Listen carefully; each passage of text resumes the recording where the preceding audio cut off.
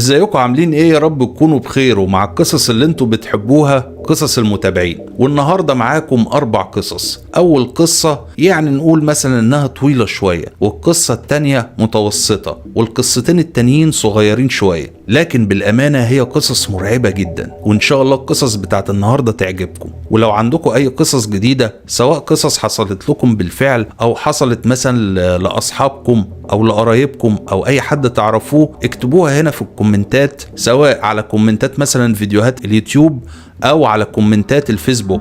يعني انا الفيديو ده بنزله على الفيس وعلى اليوتيوب، فانت اكتب لي في الكومنتات في اي حاجة فيهم. ويلا علشان ما اطولش عليكم في المقدمة، استعدوا وجهزوا علشان احكي لكم اول قصة من قصص المتابعين المرعبة.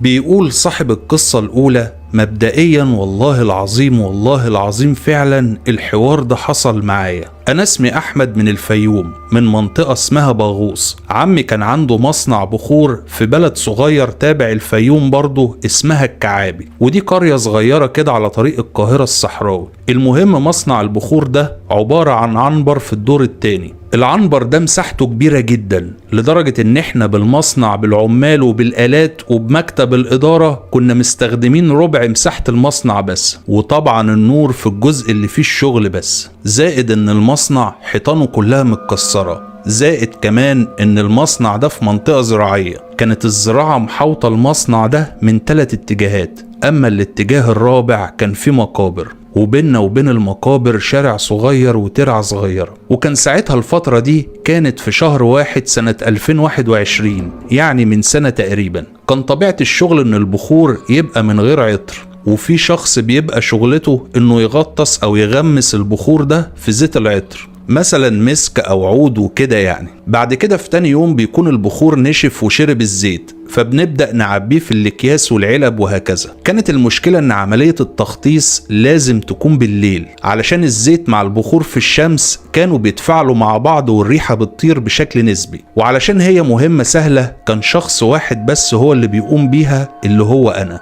كانت الدنيا تمام وعادي جدا لحد ما ابتدينا نبيت في المصنع انا و4 أو 5 اشخاص، وكان اخويا واحد منهم. المهم انا مش بخاف من الجن او العفاريت، بس اكيد طبعا مؤمن بيهم. فالمهم جت علينا فترة ممكن نبيت اسبوع في المصنع من غير ما نمشي منه. تخيل بقى مجموعة شباب تبيت في المكان ده، جنبك مقابر ومن كل الاتجاهات التانية زرع وبس، زائد ان الحيطان كلها متكسرة، والمصنع 3/4 ظلام حالك، حرفيا ضلمة كحل.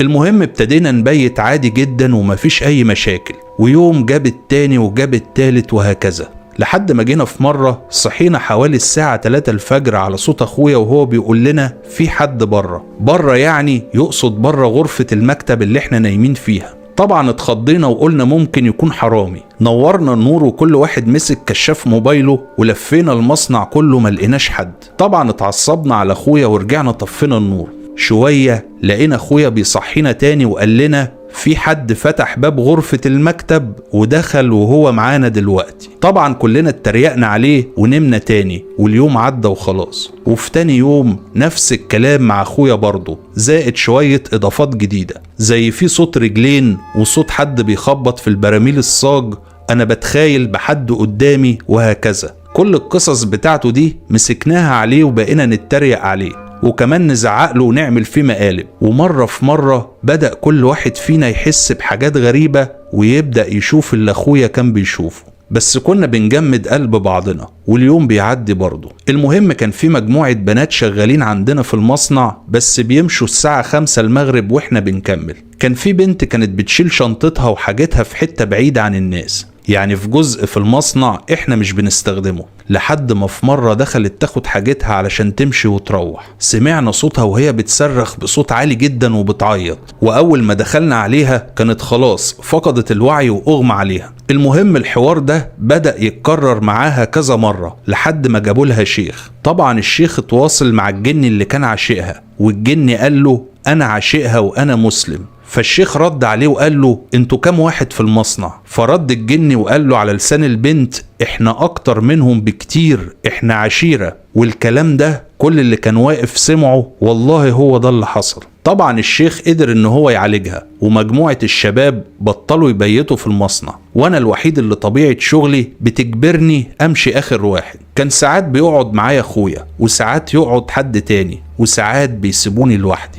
جيت في مرة من المرات مشيوا كلهم وسابوني لوحدي، وانا واقف بغطس البخور في 1% من مساحة المصنع. المهم الجو كان برد جدا والزيت ساقع كان مبردني اكتر، وانا كل همي اخلص بدري علشان الحق المواصلات. ومرة واحدة بعد ما طلعت كيلو البخور من الزيت ولسه بصفيه النور قطع، وتصفية الزيت دي بتاخد حوالي 3 دقايق. فما كنتش عارف اعمل ايه. مرضتش الصراحة اسيب كيلو البخور من ايدي علشان ما ينزلش في الزيت تاني واضيع مجهودي. فاستنيت حوالي دقيقة كمان كده لحد ما سمعت اصوات كتير في وداني ومش فاهم ايه الاصوات دي. وبعد كده سمعت في جزء بعيد جوه المصنع صوت طفلة صغيرة بتصرخ جامد، وصوت كلب بيهوهو عليها، والصوت زي ما يكون الكلب هجم عليها وبيقطعها بسنانه. رد فعل ان اتمسمرت في مكاني مش عارف اعمل ايه، لكن حرفيا انا مش شايف ولا حاجة، كأني قافل عيني جامد. وفضل الصريخ شغال شوية وبعدين سكت والاصوات اختفت. بعدها على طول صوت خطوات بني ادم معدية من جنبي وماشية ناحية غرفة المكتب اللي كان بابها مقفول في الوقت ده. المهم انا عمال اركز ناحية الصوت ومش عارف اعمل ايه. لقيت صوت الخطوات وصل لحد الباب، وصوت الباب كأنه بيتفتح. ساعتها قررت اسيب كيلو البخور في الزيت وانور فلاش الموبايل وادخل اوضه المكتب ورا الصوت واشوف فيه ايه. وفعلا ده اللي حصل. نورت الفلاش ورحت ناحية اوضه المكتب وعمال اقول مين، في حد، لكن محدش بيرد. وبصيت على اوضه المكتب لقيت الباب مقفول، وانا اصلا ما سمعتش صوت الباب بيتقفل، سمعت صوته بيتفتح بس. وطبعا دخلت اوضه المكتب، وفي اللحظه اللي دخلت فيها لقيت الاصوات اللي مش مفهومه اشتغلت تاني، بس المره دي مش قريبه من وداني، المره دي كانت خارجه من كل مكان في المصنع الا اوضه المكتب. قررت ان اخد مفاتيح المصنع واقفله واخرج منه بسرعه، ونزلت تحت وبصيت للمصنع كده كأني ببص على قصر مرعب جدا. المهم اول واحد اتصلت عليه كان والدي، فحكيت له اللي حصل معايا ورد عليا بعصبية وقال لي مش عارف ان المصنع مسكون جن، وعارف كمان ان جنبك المقابر، بتقعد لوحدك ليه؟ امشي من المنطقة دي دلوقتي وما ترجعش ولا تقعد بعد كده في المصنع ده لوحدك. قلت له حاضر. وقال لي كمان ان كده الجن عمل معاك ده كله لانهم كانوا عايزين يمشوك من المصنع، ولو كنت فضلت اكتر من كده كنت اكيد هتتلبس. وطبعا روحت والشغل باظ والمصنع وقف تاني يوم لان بقيت البخور ما اتغطسش واخدت جزا. بس فعلا انا ما كنتش عارف ايه اللي كان هيحصل لي لو كنت فضلت واصريت اكمل شغلي، بس الحمد لله انها جت على قد كده. ولحد هنا وخلصت القصة الاولى، واستعدوا علشان احكي لكم القصة اللي بعدها.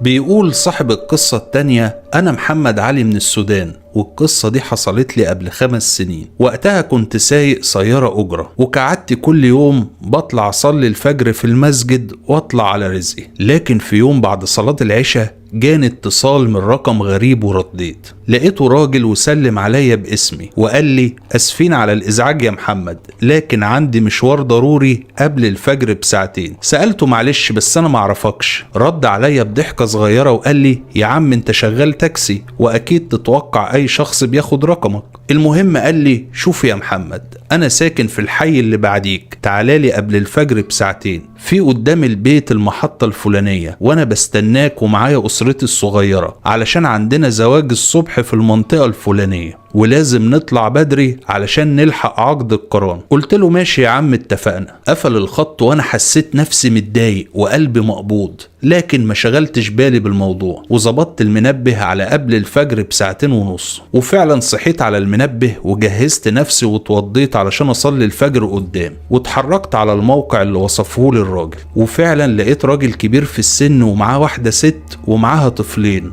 أعمارهم الصغير حوالي 4 سنين والكبير 10 سنين تقريبا يعني. رميت عليهم السلام لكن مفيش حد رد السلام، وفتحوا باب العربية ورموا نفسهم جواها. وانا استغربت لكن قلت عادي يكونوا لسه نعسانين وعايزين يكملوا نومهم في الطريق. طبعا الراجل ركب معايا قدام واتحركت بطريق مزارع ومضلم لانه مختصر. وانا ماشي في طريقي حسيت بريحة كبريت غريبة في السيارة، وطبعا اصلا مفيش حد اتكلم غير الراجل اللي قال لي روح بطريق المزارع ده بس. بعد ما حسيت نفسي متضايق من الريحة رشيت معطر جو على التكييف، لكن يا ريتني ما رشيته. فجأة كده الأسرة دي بدأت تصرخ وتقول لا لا لا احنا كده بنتخنق كده. قلت احتمال يكون عندهم حساسية من العطور، وعلى طول قفلت المكيف وفتحت الإزاز وحسيت بانهم ارتاحوا وهديوا. وطول الطريق قلبي مقبوض، واللي يقلق اكتر ان الصمت مسيطر عليهم، حتى مفيش طفل كح ولا عطس. المهم في نص الطريق الضلمة ده فجأة الراجل نطق وقال لي انزل من الاسفلت يمين. وانا استغربت لان الحتة دي مزارع وفاضية، واصلا لو نزلت يمين هفضل الف وسط المزارع. فقلت له يا عم انت شكلك لسه نعسان،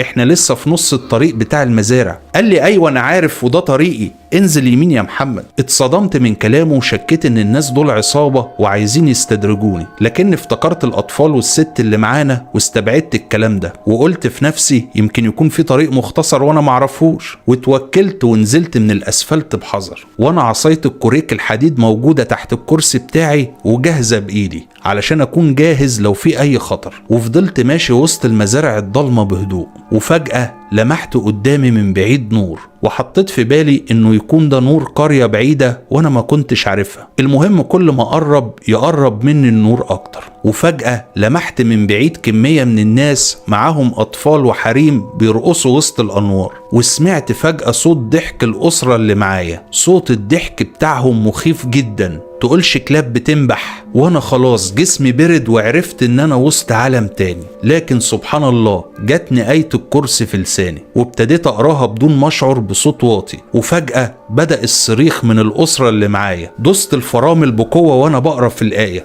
ومديت ايدي على نور السقف علشان اضعفهم اكتر. لكن اتصدمت لما لقيت السيارة فاضية، كأني جيت الطريق ده كله لوحدي. وعيني جت على الحفلة، شفت منظر مفيش اي بشر يتحمله. شفت حيوانات عمالة ترقص حوالين ضوء قوي، كلاب وقطط وحمير بيرقصوا وسط الضوء ده. وحسيت ان ابواب السيارة اتفتحت لوحدها، وبقيت اقرا. لكن سبحان الله فجأة اسمع صوت اذان الفجر في تليفوني. قلبي ارتاح شوية واتلفت للحفلة الاقيها ضلمة وصمت عجيب ومزارع. وعلى طول رجعت لسيارتي بالطريق اللي جيت منه علشان ارجع للاسفلت، لكن مهما دوس بنزين ما حصلش الاسفلت. فضلت ماشي حوالي ساعتين لحد ما ضوء الصباح ابتدى يطلع، واخيرا وصلت للاسفلت. مع ان اول ما نزلت من الاسفلت ما مشيتش الا 5 دقايق بس لحد ما وصلت لمكان الحفلة. نزلت من سيارتي وصليت الفجر، وحمدت ربنا انه نجاني من المصيبة اللي كانت هتحصل لي دي. لولا آية الكرسي واذان الفجر معرفش ايه اللي كان ممكن يحصل لي.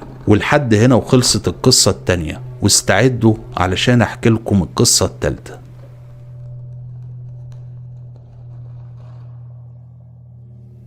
بيقول صاحب القصة التالتة عبد الحفيظ 34 سنة من الجزائر، ولاية تيارت. قصة مرعبة حصلت معايا. كان عندي صديقي بيسكن في بيت قديم، والبيت ده اتبنى ايام الاستعمار الفرنسي للجزائر. حسب روايات جدة صديقي لما كانوا بيحفروا أساسات البيت مرت مظاهرات للشعب الجزائري يوم 8 مايو ضد الاستعمار الفرنسي اللي أطلق النار عليهم بالقرب من المكان. واختبأ بعض الجزائريين داخل حفر الأساس علشان يهربوا من رصاص الجيش الفرنسي، لكن الفرنسيين قتلوهم وتشبعت الأرض دي بدماء الشهداء الطاهرة. وبعد بنى المنزل بقت تحصل فيه مواقف غريبة ومرعبة، لحد ما جه يوم في الصيف وكنت سهران أنا وصديقي بره نتمشى في وقت متأخر من الليل، وطلب مني إن أجي أبات عنده في البيت بحكم إن بيتي بعيد شوية. وافقت، ويا ريتني ما وافقت. الجو كان صيف، ما تقدرش تبات جوه البيت من الحر. رحنا ننام على السطح لأن الجو على السطح كان جميل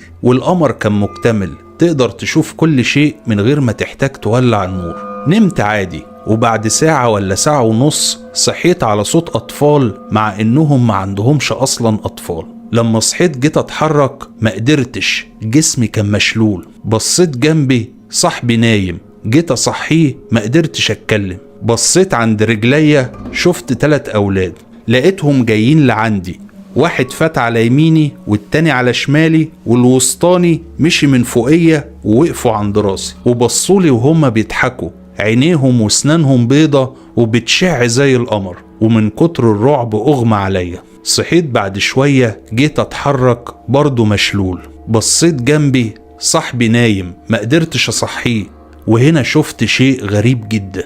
عملاق طويل جدا وراسه مش باينة في السماء من كتر الطول، وجسمه عامل زي خشب النخيل والحجارة الخشنة ولونه بني، رفيع ورجليه ضخمة اللي لابسه حذاء زي حذاء العفاريت في الرسوم المتحركة. وجه يتحرك خطوة، لكن خطوته كنت هبقى تحت رجليه. هنا قلت في نفسي اليوم أنا هموت، لكن لما حط رجله عليا كان خفيف وما حسيتش بيه رغم ضخامته، وكمل خطواته وبعد عني. رجعت نمت مرة تانية، وبعد فترة صحيت برضه مشلول، لكن قدرت أتكلم بصوت خافت. بصيت على صاحبي اللي نايم وفضلت أناديه عمر عمر، لكن صوتي كان خافت جدا. قريت المعوذات وبدأ شيء يتحرك داخل أمعائي، لكن قلت في بالي شيء عادي، أمعائي بتتحرك بتهضم الأكل، لدرجة إن حسيته كأن في فار داخل بطني مش عارف يخرج من أنهي حتة. ولما ابتديت أقرأ آية الكرسي طلع الشيء من أمعائي عن طريق زوري اللي فضل يتوسع أضعاف حجمه لحد ما وصل لفمي اللي اتفتح بصورة خارقة للعادة. اتفتح أضعاف قدرة فتحه، والتصق الشيء ده بفمي ومش راضي يخرج. ما قدرتش أقرأ القرآن لأنه سد فمي. رجعت لي القدرة أن أتحرك شوية، حركت إيدي علشان أطلعه من فمي، لكن هنا كانت الصدمة. إيدي اتحولت بالكامل، بقت قصيرة جدا وفيها 3 صوابع بس وكبيرة الحجم، والصباع الواحد منهم في حجم صباعين. وحسيت بجلدي بقى عامل زي جلد الضفدع، وفي مادة هلامية غريبة ولزجة، وما قدرتش أخرج الشيء اللي لازق بفمي ده لحد ما رجع جوه بطني مرة تانية. دخلت في غفوة لمدة ثواني وقدرت أصحى المرة دي وعرفت أتحرك. صحيت صديقي وقلت له أنا مروح البيت. قال لي ليه كده؟ إيه اللي حصل؟ قلت له بكرة أحكي لك، لكن مش ممكن أكمل الليلة عندك. كان باقي دقايق على أذان الفجر، وخرجت واتجهت لبيتي وأنا عمال أفتكر اللي حصل. هل هو حلم؟ لكن في الحلم مش هتكون الأمور واقعية للدرجة دي، زي تفاصيل المكان اللي كنت فيه ولون الملابس اللي كنت لابسها وحتى لون الفرشة اللي كانت تحتية وملامح صديقي ومكان نومه. ومن اليوم ده ما بقاش عندي الجراءة إن أبات عنده تاني. ولحد هنا وخلصت القصة التالتة، واستعدوا علشان أحكي لكم القصة الرابعة والأخيرة.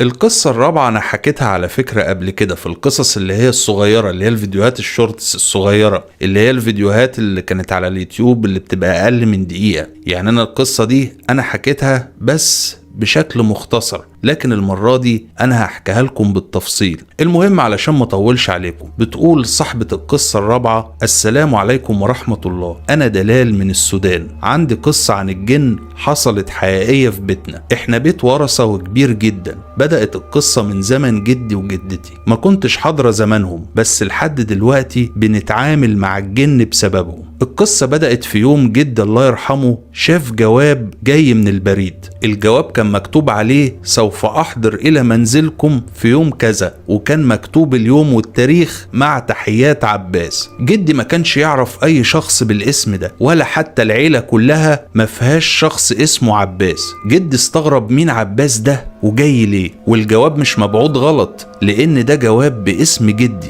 المهم مرت الأيام وكان جدي منتظر عباس ده يجي علشان يعرف مين عباس ده وعايز ايه. وفي اليوم اللي كان متحدد تاريخه في الجواب، جدي من الصبح فضل مستني الضيف المجهول يجي، بس للأسف ما ظهرش ولا جه اي حد لجدي، لحد ما جه نص الليل وجدي كان في حوش البيت الكبير وشاف سرير في شخص نايم وكمان متغطي بغطا. وبقى جدي يقول مين اللي نايم هنا، لكن مردش عليه. فجدي بالراحة راح مقرب على السرير، لكنه اكتشف ان السرير فاضي ومفهوش اي حد نايم عليه. وجدي كان متأكد انه فعلا شاف حد نايم على السرير. جدي من الخوف راح على طول على جدتي وبقى يحكي لها اللي شافه. وتاني يوم الصبح بقت تظهر حاجات مش موجودة أصلا في البيت وتختفي حاجات، لحد ما ظهر لجدي في المنام شخص غريب وقال له: أنا عباس، جيت أعيش معاكم أنا وأسرتي، وليكم مني الأمان وليا أنا كمان الأمان منكم.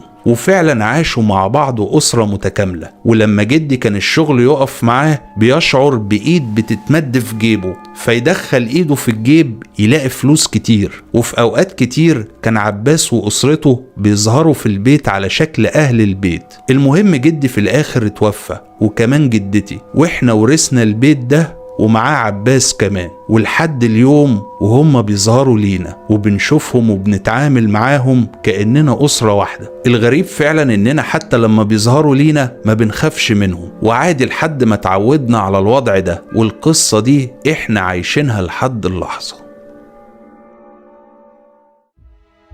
وبس، ولحد كده يا جماعة خلصت القصص المرعبة بتاعتنا. يا رب القصص دي تكون عجبتكم، وما تنسوش لو القصص عجبتكم تعملوا لايك وشير للفيديو ده من كل اكونتاتكم ومن كل مواقع التواصل الاجتماعي. وان شاء الله لحد ما يوصل لي كام قصة حلوة كده من قصص المتابعين، ان شاء الله اشوفكم على خير المرة الجاية في حلقة جديدة وقصص جديدة، واقول لكم مع السلامة.